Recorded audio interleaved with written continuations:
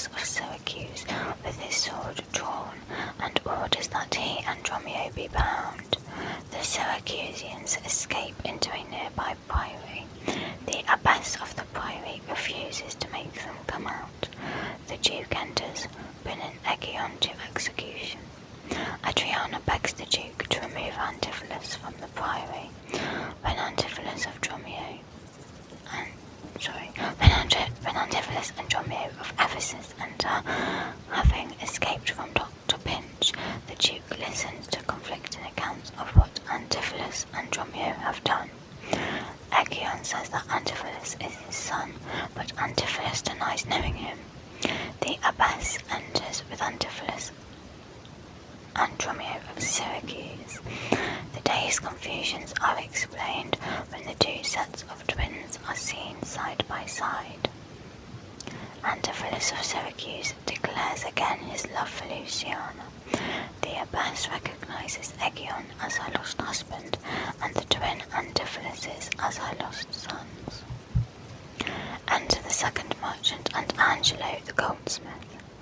Angelo, I am sorry, sir, that I have hindered you, but I protest he had the chain of me, though most dishonestly he doth deny it.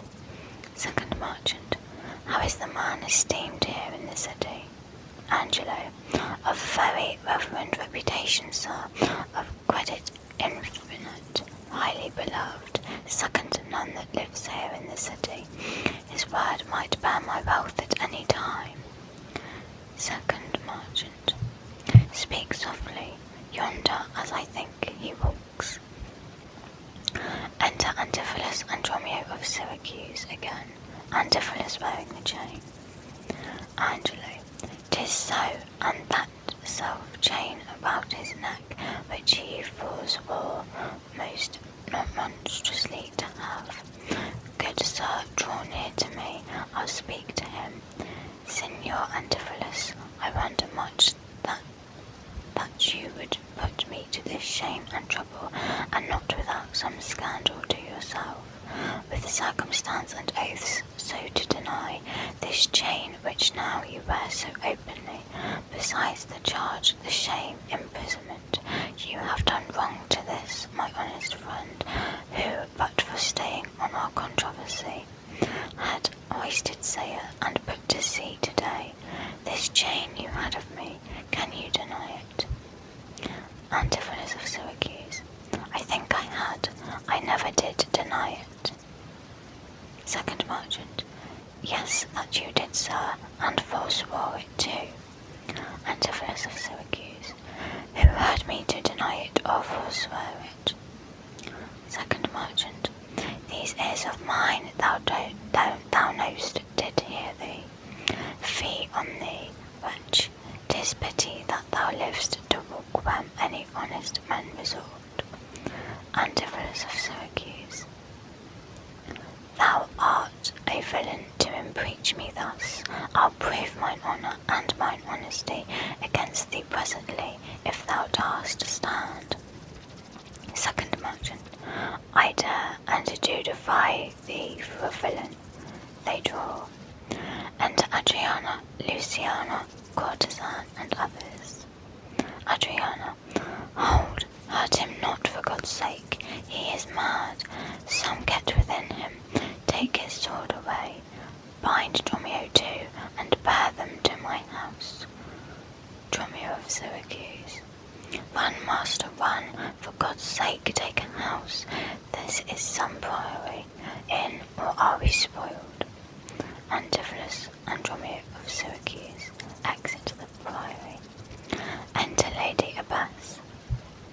Abbess, be quiet, people, wherefore throng you hither? Adriana, to fetch my poor distracted husband hence. Let us come in, that we may bind him fast and bear him home for his recovery. Angelo, I knew he was not in his perfect wits. Second merchant, I am sorry now that I did draw on him. Abbess, how long hath this possession held the man? Adriana, this week he hath been heavy, sour, sad, and much different from the man he was, but never break into extremity of rage. Abbas, hath he not lost much wealth by wreck of sea, buried some dear friend? Hath not out his eye strayed his affection in unlawful love, a sin prevailing much in youthful men, who give their eyes the liberty of gazing? Which of these sorrows is he subject to? Adriana, to none of these, except it be the last, namely some love that drew him ofter from home. Abbas, you should for that have reprehended him. Adriana, why, so I did. Abbas, aye, but not rough enough. Adriana, as roughly as my modesty would let me. Abbas, haply in private. Adriana, and in assemblies too. Abbas, aye, but not enough.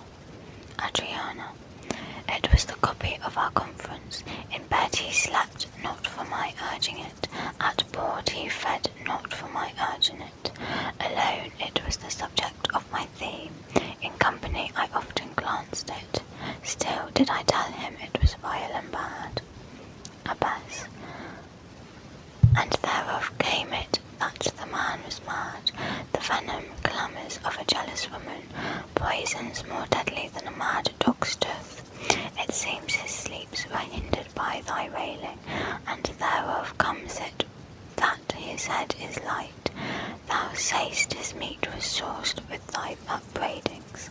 Unquiet meals make ill digestions. Thereof the raging fire of fever bred, and what's a fever but a fit of madness? Thou sayest his sports were hindered by thy bulls. Sweet recreation barred, what doth ensue but moody and dull melancholy, kinsman to grim and comfortless despair, and at her heels a huge infectious troop of pale distemperatures and foes to life, in food, in sport, and life-preserving rest, to be disturbed but mad or man or beast. The consequence is then thy jealous fits have scared thy husband from the use of wits. Luciana, she never reprehended him but mildly, when he demeaned himself rough, rude, and wildly. Why bear you these rebukes and answer not? Adriana, she did betray me to my own reproof. Could people enter and lay hold on him? Abbas, no, not a creature enters in my house. Adriana, then let your servants bring my husband forth. Abbas, neither. He took this place for sanctuary, and it shall privilege him from your hands till I have brought him to his wits again, or lose my labour in assaying it. Adriana, I will attend my husband, be his nurse, diet his sickness, for it is my office, and will have no attorney but myself, and therefore let me have him home with me. Abbas, be patient, for I will not let him stir till I have used the approved means I have, with wholesome syrups, drugs, and holy prayers, to make of him a formal man again. It is a branch and parcel of mine oath, a charitable duty of my order. Therefore depart and leave him here with me. Adriana, I will not hence and leave my husband here, and ill it doth beseem your holiness to separate the husband and the wife. Abbas, be quiet and depart, thou shalt not have him. She exits. Luciana to Adriana, complain unto the Duke of this indignity. Adriana, come, go, I will fall prostrate at his feet, and never rise until my tears and prayers have won his grace to come in person hither, and take perforce my husband from the Abbas. Second Merchant. By this, I think, the dial points at 5. Anon, I'm sure, the Duke himself in person comes this way to the melancholy vale, the place of death and sorry execution, behind the ditches of the abbey here. Angelo, upon what cause? Second Merchant. to see a reverend Syracusan merchant who put unluckily into this bay against the laws and statutes of this town, beheaded publicly for his offence. Angelo, see where they come, we will behold his death. Luciana to Adriana, kneeled the Duke before he passed the abbey. Enter the Duke of Ephesus and Echion the merchant of Syracuse, barehead with the headsman and other officers. Duke, yet once again proclaim it publicly, if any friend will pay the sum for him, he shall not die, so much we tender him. Adriana, kneeling, Justice, most sacred Duke, against the abbess. Duke, she is a virtuous and a reverend lady, it cannot be that she hath done thee wrong. Adriana, may it please your grace, Antipholus my husband, who I made lord of me, and all I had at your important letters, this ill day a most outrageous fit of madness took him, that desperately he hurried through the street, with him his bondman, all as mad as he, doing displeasure to the citizens by rushing in their houses, bearing thence rings, jewels, anything his rage did like. Once did I get him bound and sent him home, whilst to take order for the wrongs I went that here and there his fury had committed, anon I wot not by what strong escape he broke from those that had the guard of him, and with his mad attendant and himself, each one with ireful passion, with drawn swords, met us again, and madly bent on us, chased us away, till raising of more aid, we came again to bind them. Then they fled into this abbey, whither we pursued them. And here the abbess shuts the gates on us, and will not suffer us to fetch him out, nor send him forth, that we may bear him hence. Therefore, most gracious Duke, with thy command, let him be brought forth and borne hence for help. Duke, long since thy husband served me in my wars, and I to thee engaged a prince's word, when thou didst make him master of thy bed, to do him all the grace and good I could. Go, some of you, knock at the abbey gate, and bid the lady abbess come to me. I will determine this before I stir. Adriana arises. Enter a messenger. Messenger, O mistress, mistress, shift and save yourself. My master and his man are both broke loose, beaten the maids a row, bound the doctor, whose beard they have singed off with brands of fire, and ever as it blazed they threw on him great pails of puddled mire to quench the air. My master preaches patience to him, and the while his man with scissors nicks him like a fool, and sure, unless you send some present help between them, they will kill the conjurer. Adriana, peace, fool, thy master and his man are here, and that is false thou dost report to us. Messenger, mistress, upon my life, I tell you true, I have not breathed almost since I did see it. He cries for you and vows, if he can take you, to scorch your face and to disfigure you. Cry with it. Hark, hark, I hear him, mistress. Fly, be gone.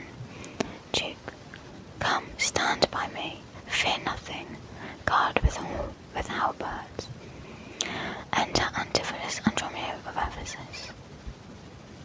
Adriana, I may, it is my husband. Witness you that he is borne about invisible. Even now we housed him in the abbey here, and now he's there, past thought of human reason. Antipholus of Ephesus. Justice, most gracious Duke, O grant me justice, even for the service that long since I did thee, when I bestrode thee in the wars, and took deep scars to save thyself, even for the blood that then I lost for thee, now grant me justice. Echion aside. Unless make me dote, I see my son Antipholus and Dromio. Antipholus of Ephesus. Justice, sweet prince, against that woman there, she whom thou gavest to me to be my wife, that hath abused and dishonoured me, even in the strength and height of injury. Beyond imagination is the wrong that she this day hath shameless thrown on me. Duke, discover how, and thou shalt find me just. Antipholus of Ephesus. This day, great Duke, she shut the doors upon me, whilst she with harlots feasted in my house. Duke, a grievous fault, say woman, didst thou so? Adriana. No, my good lord, myself, he, and my sister today did dine together. So before my soul, as this is false, he burdens me withal. Luciana. Never may I look on day, nor sleep on night, but she tells to your highness simple truth. Angelo. O perjured woman, they are both forsworn. In this the madman justly chargeth them. Antipholus of Ephesus.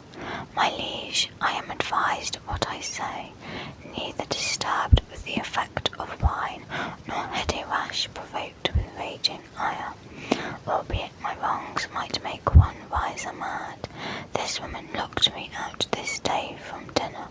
That goldsmith there, were he not packed with her, could witness it, for he was with me then, who parted with me to go fetch a chain, promising to bring it to the Porpentine, where Balthazar and I did dine together. Our dinner done, and he not coming thither, I went to seek him in the street. I met him, and in his company that gentleman. He points to the second merchant. There did this perjured goldsmith swear me down that I this day of him received the chain, which, God he knows, I saw not, for the which he did arrest me with an officer. I did obey, and sent my peasant home for certain ducats. He with none returned. Then fairly I bespoke the officer to go in person with me to my house. By the way we met, my wife, her sister, and a rabble more of vile confederates. Along with them they brought one pinch, a hungry, lean-faced villain, a mere anatomy, a mountebank, a threadbare juggler, and a fortune-teller, a needy, hollow-eyed, sharp-looking wretch, a living dead man. This pernicious slave, forsooth, took on him as a conjurer, and gazing in mine eyes, feeling my pulse, and with no face, as 'twere, outfacing me, cries out I was possessed. Then all together they fell upon me, bound me, bore me thence, and in a dark and dankish vault at home, there left me and my man, both bound together, till gnawing with my teeth my bonds is in sunder. I gained my freedom and immediately ran hither to your grace, whom I beseech to give me ample satisfaction for these deep shames and great indignities. Angelo. My lord, in truth, thus far I witness with him, that he dined not at home, but was locked out. Duke. But had he such a chain of thee, or no? Angelo. He had, my lord, and when he ran in here, these people saw the chain about his neck. Second merchant to Antipholus of Ephesus. Besides, I will be sworn these ears of mine heard you confess you had the chain of him, after you first forswore it on the mart, and thereupon I drew my sword on you, and then you fled into this abbey here, from whence I think you are come by miracle. Antipholus of Ephesus. I never came within these abbey walls, nor ever didst thou draw thy sword on me. I never saw the chain, so help me heaven, and this is false you burden me withal. Duke. Why, what an intricate impeach is this? I think you all have drunk of Circe's cup. If here you housed him, here he would have been. were mad, you would not plead so coldly. To Adriana, you say he dined at home. The goldsmith here denies that saying. To Dromio of Ephesus, Sir, what do you say? Dromio of Ephesus, pointing to the courtesan, Sir, he dined with her there at the Porpentine. Courtesan, he did, and from my finger snatched that ring. Antipholus of Ephesus, showing a ring. 'Tis true, my liege, this ring I had of her. Duke to courtesan, saw'st thou him enter at the abbey here? Courtesan, as sure, my liege, as I do see your grace. Duke, why, this is strange. Go call the abbess hither. Exit run to the abbess. I think you are all mated or stark mad. Egeon, most mighty Duke, vouchsafe me speak a word. Haply I see a friend will save my life, and pay the sum that may deliver me. Duke, speak freely, Syracusian, what thou wilt. Egeon to Antipholus of Ephesus, is your name, sir, called Antipholus, and is not that your bondman Dromio? Dromio of Ephesus, within this hour I was his bondman, sir, but he, I thank him, gnawed into my cords. Now am I Dromio, and his man unbound. Egeon, I am sure you both of you remember me. Dromio of Ephesus, ourselves we do remember, sir, by you, for lately we were bound as you are now. You are not Pinch's patient, are you, sir? Egeon to Antipholus of Ephesus, why look you strange on me? You know me well. Antipholus of Ephesus, I never saw you in my life till now. Egeon, oh, grief hath changed me since you saw me last, and careful hours with time's deformed hand have written strange features in my face. But tell me yet, dost thou not know my voice? Antipholus of Ephesus, neither. Egeon, Dromio, nor thou? Dromio of Ephesus, no, trust me, sir, nor I. Egeon, I am sure thou dost. Dromio of Ephesus, I, sir, but I am sure I do not, and whatsoever a man denies, you are now bound to believe him. Egeon, not know my voice, O time's extremity, hast thou so cracked and splitted my poor tongue in 7 short years that here my only son knows not my feeble key of untuned cares, though now this grained face of mine be hid in sap-consuming winter's drizzled snow, and all the conduits of my blood froze up, yet hath my night of life some memory. My wasting lamps some fading glimmer left, my dull deaf ears a little used to hear. All these old witnesses, I cannot err, tell me thou art my son Antipholus. Antipholus of Ephesus, I never saw my father in my life. Egeon, but 7 years since, in Syracuse, a boy, thou know'st we parted. But perhaps, my son, thou shamst to acknowledge me in misery. Antipholus of Ephesus, the Duke and all that know me in the city can witness with me that it is not so. I never saw Syracuse in my life. Duke, I tell thee, Syracusian, 20 years have I been patron to Antipholus, during which time he never saw Syracuse. I see thy age and dangers make thee dote. Enter Amelia, the abbess, with Antipholus of Syracuse and Dromio of Syracuse. Abbess, most mighty Duke, behold a man much wronged. All gather to see them. Adriana, I see 2 husbands, or mine eyes deceive me. Duke, one of these men is genius to the other, and so, of course, which is the natural man, and which is the spirit, who deciphers them? Dromio of Syracuse, I, sir, am Dromio. Command him away. Dromio of Ephesus. I, sir, am Dromio. Pray, let me stay. Antipholus of Syracuse. Echion, art thou not, or else his ghost? Dromio of Syracuse. O my old master, who hath bound him here? Abbas. Whoever bound him, I will loose his bonds, and gain a husband by his liberty. Speak, old Echion, if thou best the man that hadst a wife once called Amelia, that bore thee at a burden 2 fair sons. Oh, if thou best the same Echion, speak, and speak unto the same Amelia. Duke. Why, here begins his morning story right. These 2 Antipholus, these 2 so like, and these 2 Dromios, one in semblance, besides our urchin of her rack at sea.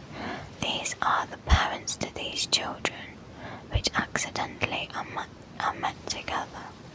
Echion, if I dream not, thou art Amelia. If thou art she, tell me, where is that son that floated with thee on the fatal raft? Abbas. By men of Epidamium, he and I, and the twin Dromio were all taken up, but by and by rude fishermen of Corinth by force took Dromio and my son from them, and me they left with those of Epidamium. What then became of them I cannot tell, I to this fortune that you see me in. Duke to Antipholus of Syracuse. Antipholus, thou camest from Corinth first. Antipholus of Syracuse. No, sir, not I. I came from Syracuse. Duke. Stay, stand apart. I know not which is which. Antipholus of Ephesus. I came from Corinth, my most gracious lord. Dromio of Ephesus. And I with him. Antipholus of Ephesus. Brought this town by that most famous warrior, Duke Menaphon, your most renowned uncle. Adriana. Which of you 2 did dine with me today? Antipholus of Syracuse. I, gentle mistress. Adriana. And are not you my husband? Antipholus of Ephesus. No, I say nay to that. Antipholus of Syracuse. And so do I, yet did she call me so, and this fair gentlewoman, her sister here, did call me brother. To Luciana. What I told you then, I hope I shall have leisure to make good, if this be not a dream I see and hear. Angelo, turning to Antipholus of Syracuse. That is the chain, sir, which you had of me. Antipholus of Syracuse. I think it be, sir, I deny it not. Antipholus of Ephesus. To Angelo. And you, sir, for this chain arrested me. Angelo. I think I did, sir, I deny it not. Adriana. To Antipholus of Ephesus. I sent you money, sir, to be your bail by Dromio, but I think he brought it not. Dromio of Ephesus. No, none by me. Antipholus of Syracuse. To Adriana. This purse of ducats I received from you, and Dromio my man did bring them me. I see we still did meet each other's man, and I was taken for him, and he for me, and thereupon these errors arose. Antipholus of Ephesus to the Duke. These ducats pawn I for my father here. Duke. It shall not need, thy father had this life. Courtesan to Antipholus of Ephesus. Sir, I must have that diamond from you. Antipholus of Ephesus. There, take it, and much thanks for my good cheer. Abbas. Renowned Duke, vouchsafe to take the pains to go with us into the abbey here, and here at large discoursed all our fortunes, and all that are assembled in this place, that by this sympathized one day's error have suffered wrong. Go, keep us company, and we shall make full satisfaction. 33 years have I but gone in travail of you, my sons, until this present hour, my heavy burden never delivered. The Duke, my husband, and my children both, and you, the calendars of their nativity, go to a gossip's feast, and go with me. After so long grief, such nativity. Duke, with all my heart I'll gossip at this feast. All exit apart from the two Dromios and the two brothers Antipholus. Dromio of Syracuse to Antipholus of Ephesus. Master, shall I fetch your stuff from shipboard? Antipholus of Ephesus. Dromio, what stuff of mine hast thou embarked? Dromio of Syracuse. Your goods that lay at host, sir, in the centaur. Antipholus of Syracuse to Antipholus of Ephesus. He speaks to me. I am your master, Dromio. Come, go with us. We'll look to that anon. Embrace thy brother here. Rejoice with him. The brothers Antipholus exit. Dromio of Syracuse. There is a fat friend at your master's house that kitchened me for you today at dinner. She now shall be my sister, not my wife. Dromio of Ephesus. Methinks you are my class, and not my brother. I see by you I am a sweet-faced youth. Will you walk in to see their gossiping? Dromio of Syracuse. Not I, sir. You are my elder. Dromio of Ephesus. That's a question. How shall we try it? Dromio of Syracuse. We'll draw cuts for the signor. Till then, lead thou first. Dromio of Ephesus. Nay then, thus we came into the world like brother and brother, and now let's go hand in hand, not one before another. They exit. Okay, that is all for this video and the series, so I hope that you enjoyed, and thank you again to Eric for purchasing these custom videos. I really appreciate your continued support. I will see you in the next one.